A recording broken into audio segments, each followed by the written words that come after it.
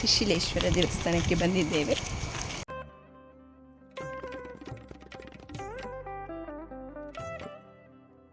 ಇತ್ತೀಚೆಗೆ ತುಂಬಾ ಜನಪ್ರಿಯ ಪಡೆಯುತ್ತಿರುವ ದೇವಸ್ಥಾನ ಸುಶೀಲೇಶ್ವರ. ಇಲ್ಲಿ ಕೂಡ ಶೃಂಗೇರಿ ಮಠದಲ್ಲಿ ನೀವು ನೋಡ್ತೀರಲ್ವ, ಮೀನಿನ ರಾಶಿ, ದೇವ ಮೀನುಗಳು, ಅದೇ ರೀತಿ ಇಲ್ಲಿ ಕೂಡ ಇದೆ. ಇದಕ್ಕೂ ಕೂಡ ಬಂದ ಭಕ್ತಾದಿಗಳು ಮಂಡಕ್ಕಿಯನ್ನು ಕೊಟ್ಟು ನೋಡಿ, ರಾಶಿ ರಾಶಿ ಬರ್ತದೆ ಮಂಡಕ್ಕಿಯನ್ನು ಹಾಕುವಾಗ. ನಾವು ಬಸ್ಸಲ್ಲಿ ಬಂದದ್ರಿಂದಾಗಿ ಬಸ್ಸನ್ನು ದೇವಸ್ಥಾನದ ಹತ್ತಿರ ತರಲಿಕ್ಕಾಗೋದಿಲ್ಲ, ದೊಡ್ಡ ಬಸ್ಸಲ್ಲ. ನೋಡಿ, ಇದನ್ನು ದಾಟ್ಕೊಂಡು ನಾವು ಈ ಕಡೆ ಬರಬೇಕು ದೇವಸ್ಥಾನಕ್ಕೆ. ಇದೇ ಸುಶೀಲೇಶ್ವರ ದೇವಸ್ಥಾನದ ಮುಂಭಾಗ. ಎಷ್ಟು ಚೆನ್ನಾಗಿದೆ ನೋಡಿ. ಸುಶೀಲ ತುಂಬ ಮೀನುಗಳಿದ್ದಾವೆ ಇಲ್ಲಿ, ತುಂಬ ಚೆನ್ನಾಗಿದೆ. ನೇಚರ್ ಸುತ್ತಮುತ್ತ ಎಲ್ಲ ತುಂಬ ಚೆನ್ನಾಗಿದೆ.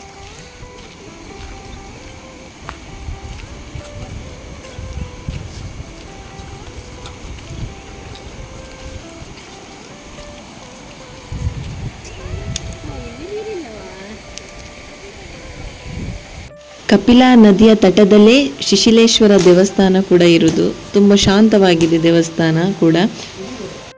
ಉದ್ಭವಿಸಿದ ಲಿಂಗ ಅಂತ ಇದು ಕಪಿಲಾ ನದಿಯ ತಟದಲ್ಲಿ. ಸ್ಟೋರಿ ಇಲ್ಲಿದೆ, ನೀವು ಓದ್ಕೊಳ್ಬೋದು ಇದರಲ್ಲಿ.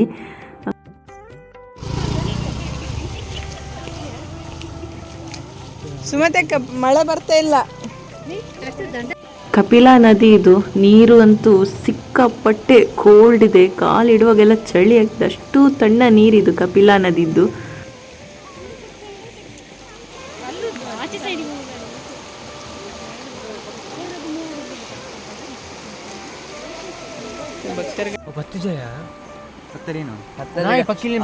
ಅನ್ನ ದೇವಸ್ಥಾನ ವೆಜ್ ಅವು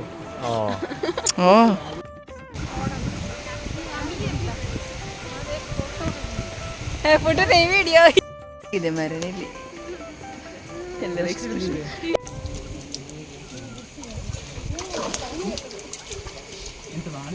ಸೊ ಗಾಯ್ಸ್ ನೋಡಿ, ಅಪರೂಪಕ್ಕೆ ನಾವು ಮಕ್ಕಳನ್ನೆಲ್ಲ ಹೊರಗಡೆ ತಿರುಗಾಡಲಿಕ್ಕೆ ಕರ್ಕೊಂಡು ಬಂದಿದ್ದೀವಿ. ಹಾಗೆ ಅವರು ಇವತ್ತು ಮತ್ಸ್ಯಗಂಧ ಎಕ್ಸ್ಪ್ರೆಸ್ ಅಂತ ಅಂದ್ಕೊಂಡಿದ್ದಾರೆ. ಎದುರೆದುರು ಹೋಗ್ತಾ ಇದ್ದಾರೆ.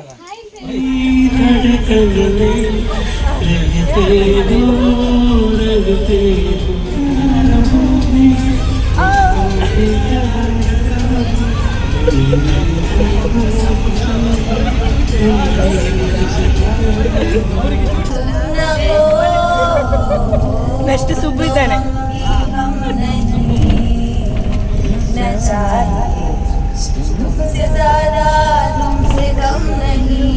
ನಾವು ಮೊದಲಿಗೆ ಹೋದದ್ದು ಧರ್ಮಸ್ಥಳಕ್ಕೆ. ಧರ್ಮಸ್ಥಳ ರೀಚ್ ಆಗುವಾಗ 5:30 ಏನಾಗಿದೆ. ದೇವಸ್ಥಾನ ಇನ್ನೂ ಓಪನ್ ಆಗಿಲ್ಲ, ಕ್ಯೂ ಅಲ್ಲಿ ನಿಲ್ಬೇಕು. 6:00ಗೆ ದೇವಸ್ಥಾನ ಓಪನ್. ಒಂದು 15 ಮಿನಿಟ್ಸ್ ಇತ್ತು ಟೆಂಪಲ್ ಓಪನ್ ಆಗಲಿಕ್ಕೆ. ಧರ್ಮಸ್ಥಳ 6:30ಗೆ ಓಪನ್ ಆಗ್ತದೆ. ಹಾಗಾಗಿ ನಾವು ಕ್ಯೂ ಅಲ್ಲಿ ವೆಯ್ಟ್ ಮಾಡ್ತಾ ಇದ್ದೇವೆ. ಜನ ಏನೂ ಜಾಸ್ತಿ ಇರಲಿಲ್ಲ ಬೇಗ ಹೋದದ್ರಿಂದಾಗಿ. ಒಳ್ಳೆ ರೀತಿಯಲ್ಲಿ ದರ್ಶನ ಕೂಡ ಮುಗೀತು. ಧರ್ಮಸ್ಥಳದ ಹೊರಗಡೆ ನಾವು ಬರುವಾಗ ಫುಲ್ ಜನ ಸಂದಣಿ. ಬೇಗ ಹೋಗಬೇಕು ಅದಕ್ಕೆ ದೇವಸ್ಥಾನಕ್ಕೆಲ್ಲ.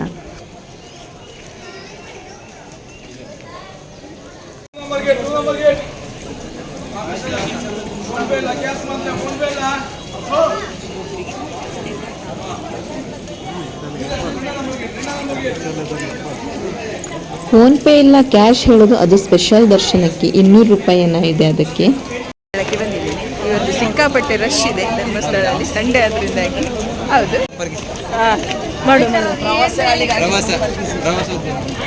ತುಂಬ ರಶ್ ಇದೆ ಫ್ರೆಂಡ್ಸ್. ಎಲ್ಲಿ ನೋಡಿದ್ರು ಜನ ಜನ ಜನ. ಎಷ್ಟು ಚಂದ ಚಂದ ಮರಗಳಿದ್ದಾವೆ. ಇದು ಹಳೆ ಕಾಲದ ವಿಮಾನ ಅಂತ ಹೇಳಿ ಕರೀತಾರೆ ನೋಡಿ ಫ್ರೆಂಡ್ಸ್.